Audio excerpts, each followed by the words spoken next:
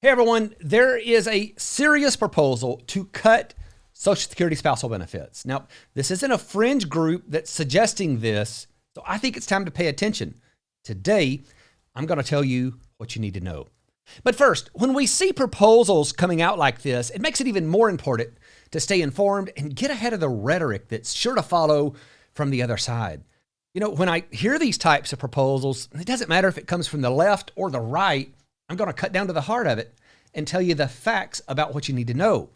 So if you're here for the truth, unfiltered and clear cut, make sure to hit that subscribe button and turn on notifications. So let's get into this. A few days ago, the Republican Study Committee released their fiscal year 2025 budget. Now, there's a lot in here, but the first thing I went to was the part on Social Security. No surprise, right?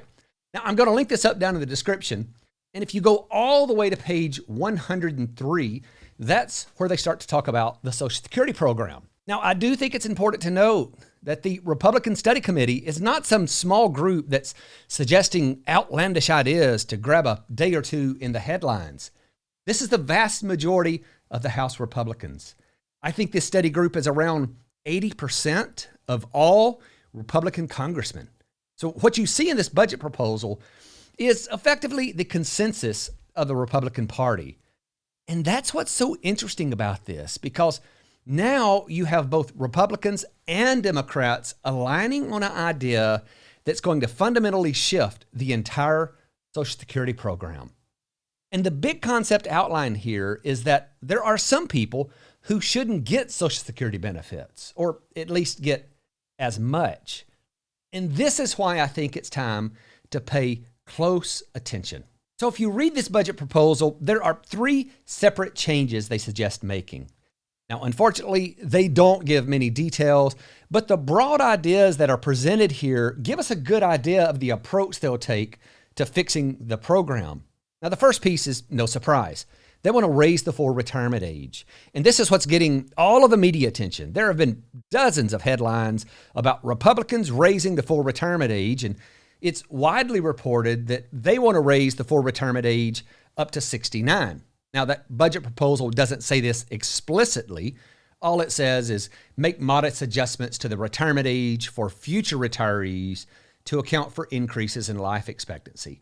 But likely, it would do the same thing that the last change did, where the full retirement age was increased by 2 years over a 10 to 20 year period. And I'd love to hear your thoughts, too, about raising the full retirement age down in the comments. Do you think that it ought to be increased? Now, there's certainly enough in a full retirement age increase to dig into, but that's not the big news here. The second two changes they suggested are much more consequential. And if this is the direction they move in, it's going to push the Social Security system much closer to a means-tested welfare system, even closer than it is now in its current form. Now, these two changes are focused on measures that would reduce or eliminate benefits to those who make or made a high income. Now, the first way they would do this is to change the benefit formula.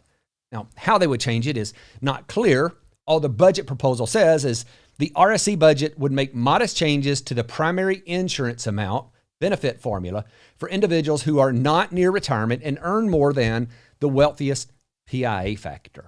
Now, that's ambiguous to say the least. I can only assume that it means that anyone who earns more than the top factor in the PIA formula. That's the formula they use to determine what your actual benefit is going to be. And in 2024, that's $7,078 per month, which works out to about $85,000 per year. So it appears that if you make more than this, the formula will become less generous to you under their plan. But the big change that they are suggesting is to start phasing out spousal benefits to those who earned a high income. The language simply says it would limit and phase out auxiliary benefits for high income earners. This means that not only would spousal benefits get phased out, but so would children's benefits. Now, the big question is, what do they mean by high income earners? The only thing that we can really take from this is that their definition of high income here is the same as what it was for the other piece of this proposal. So for anyone that's making more than about $85,000 today, they would be considered high income. So this means that in the future, some people would get spousal benefits and some would not. There's been lots of changes to the system over the years that's made it more generous to lower income people and less generous to higher income people.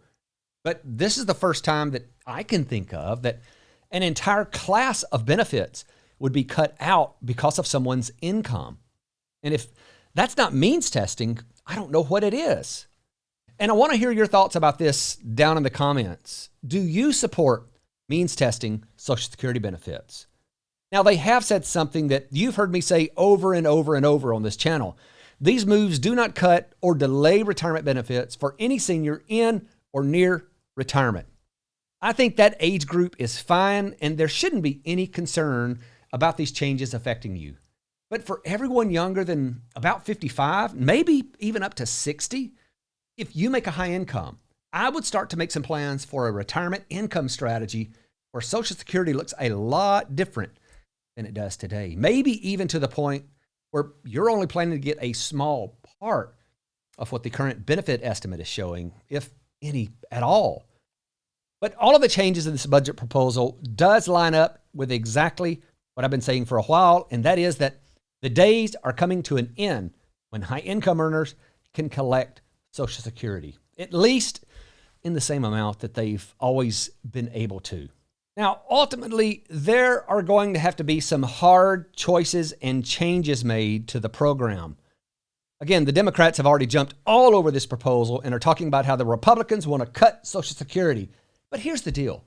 Someone is going to have to do something that will be perceived as a cut to Social Security, or it's just going to cut itself on its own in less than 10 years. There's just no other way around it. But as always, I'd love to hear your comments down below. Thanks for watching.